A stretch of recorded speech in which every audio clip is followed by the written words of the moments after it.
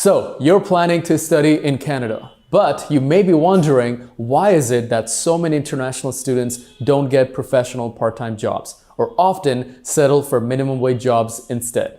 In this video, you will learn the exact reason why this happens.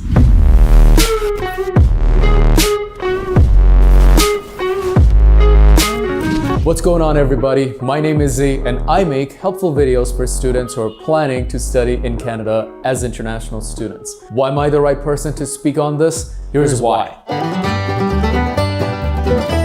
Jokes aside, you can look me up on LinkedIn or read the blog below or follow me on Instagram. But if you really want to stay tuned to the most helpful videos related to studying in Canada, make sure to subscribe, turn on notifications so that you get notified the next time I give away my perfect study plan or my perfect resume template. Moving on, the topic for today. Why international students don't get professional part-time jobs in Canada. Look, I know you dream of studying in Canada, but more importantly, the outcome you want out of it is that you want to achieve a successful career and make a lot of money. You want to get professional jobs from the get-go which are relevant to your field with companies that you like.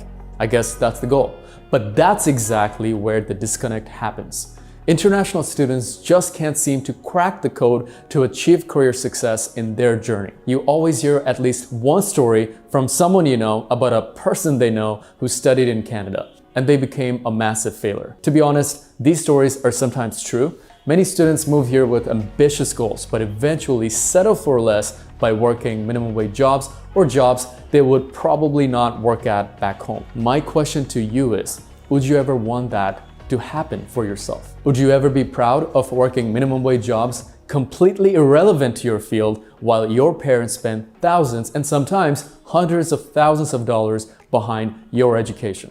Probably not. And if you're someone who's okay with that, you shouldn't be watching my content because you'll hate me. But that's what this video is about, because you will get the answer to why all of this happens in the first place. After watching this video, you will have full faith in yourself that once you land in Canada, you can make it. But more importantly, be prepared in advance to not make the same mistakes that other international students typically make. Also, at the end of this video, I'm going to share a very detailed cost of study guide so you can project how much money you really need to make to live a luxurious lifestyle in Canada. So, what is the number one reason international students don't get professional jobs in Canada? The reason is you're starting at a point of disadvantage from the get-go. Like it or not, that's a fact. You're starting at a point of disadvantage from all angles from the very beginning. Most of you who move abroad are usually fresh high school graduates who never even stepped into the workforce before. Think about it. How are you supposed to move to an entirely different continent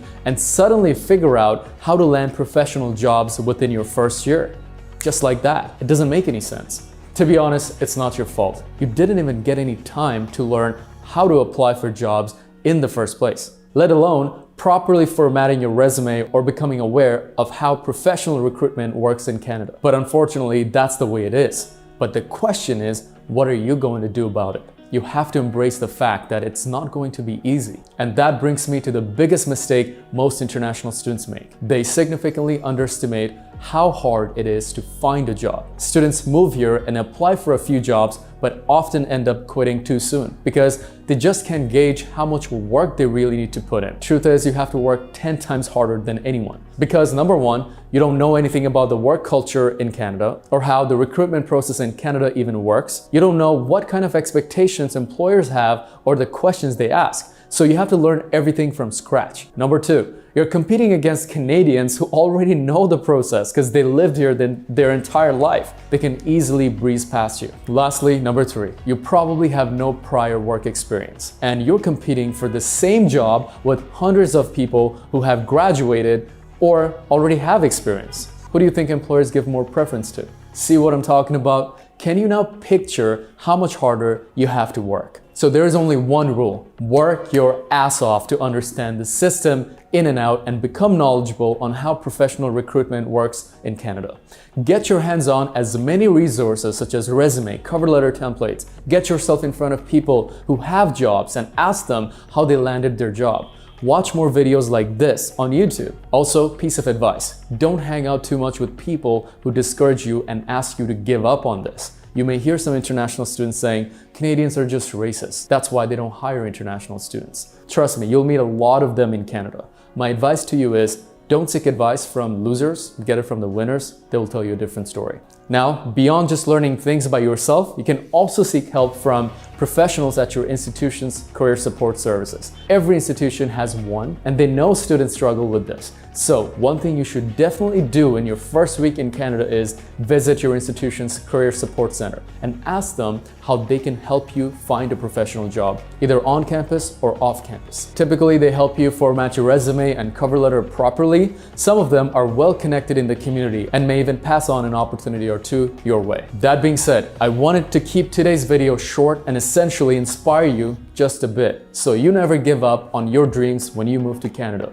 Hope you now have a clear perspective on why some students aren't able to land professional jobs in Canada. Also, in the comments below, I have attached a link to another podcast where I cover 2 other reasons why international students don't get professional jobs in Canada from a unique angle. So make sure to check that out, and also don't forget to subscribe and stay tuned to this channel. If you are someone who's suffering from information overload because of too many perspectives on the internet, just stick around this channel. I'll do my best to help you. If you enjoyed the video, please give it a thumbs up. I'll really appreciate it. Don't forget to download the Cost of Study Guide. Check out the Spotify link. Also follow me on Instagram, but that's it. Hope you have a wonderful week ahead, and I will see you in the next video. Ciao.